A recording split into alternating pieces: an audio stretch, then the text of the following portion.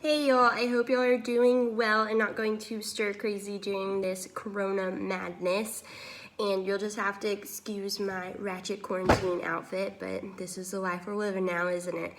I'm gonna go over kind of how the rest of the semester is gonna go down, and then I'm gonna give you a brief review for exam 2 so that you can start thinking about what you need to be studying for this test so that y'all can do well and be successful.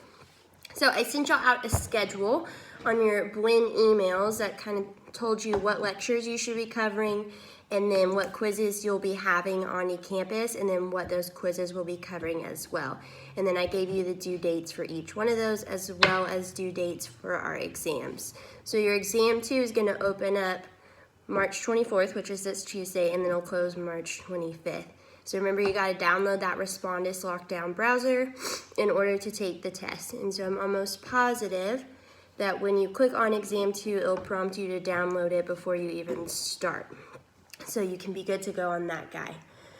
Quizzes are going to be 25 minutes each, and you're only going to have one attempt to do them. So make sure that you know the topic that it's covering and that you can do well. They're all going to be 10 questions.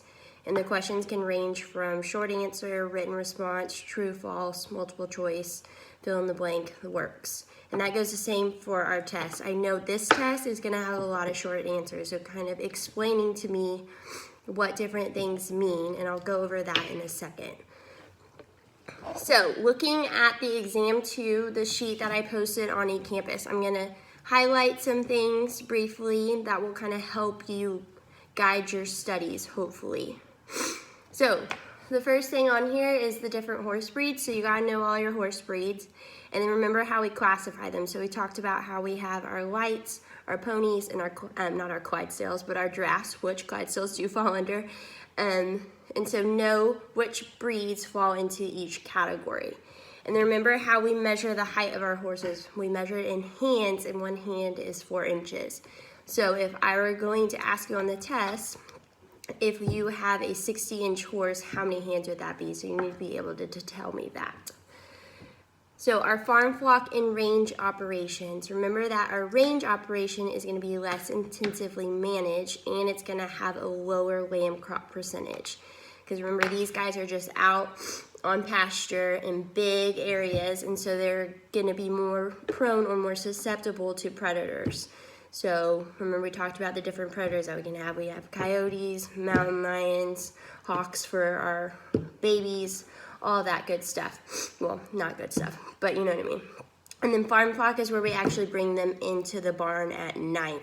So these are going to be more of your club lambs, or your pure breeders are going to be using that type of operation. So you need to know your different sheep and goat breeds, know how we classify them, so you know on the sheep side how we have our different wool classifications and our dual purpose. And then of course on our goat side we have our dairy goats, we have our dual purpose, and we kind of have more of our meat goats. And our major meat goat in Texas is going to be our boar goat. Hint, hint, just gave you an answer to a question.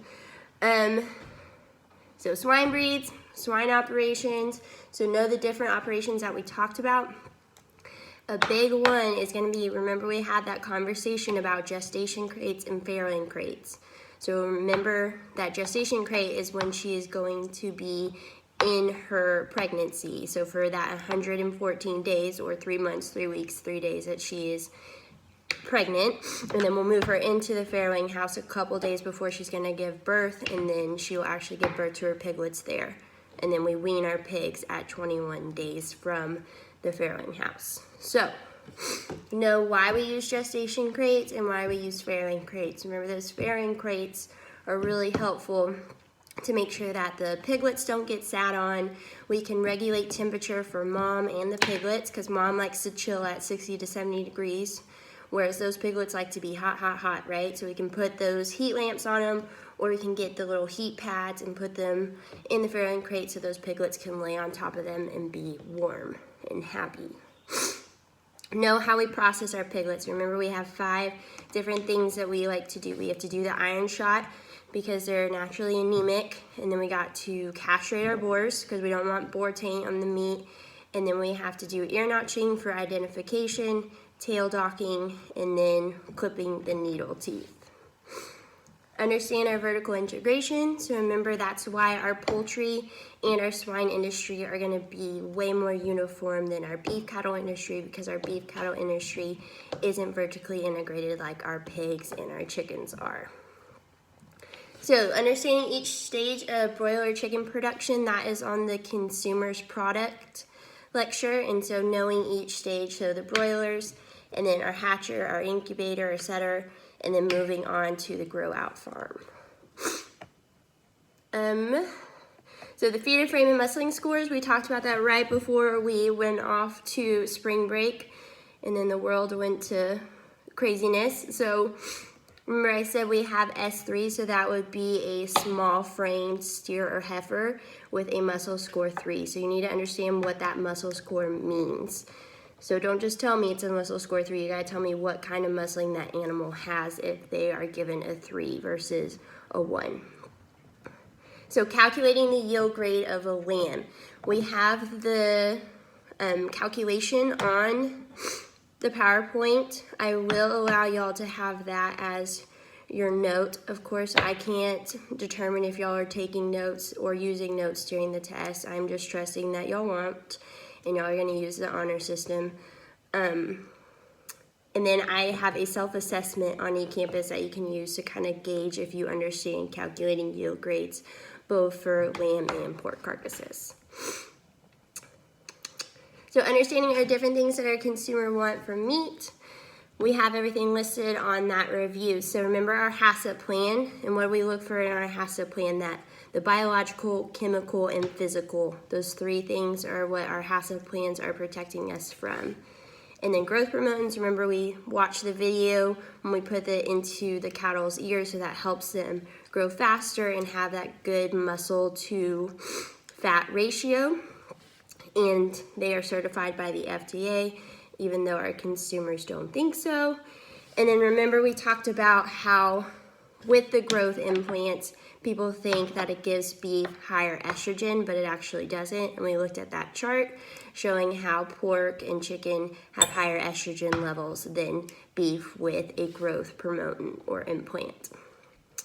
Remember that BQA and PQA are the quality assurance programs to make sure that we raise our animals in a humane way and a safe way. And then understand your difference between your yield grades, your quality grades, as well as our dressing percentage. So on dressing percentage, pork is going to have the highest dressing percentage. And so they're going to be at 72%, and then beef will be around 62%, and then sheep will be 52%. So the reason why pork is going to be so high is, if you think about it, they're going to have less amount taken away off of that carcass.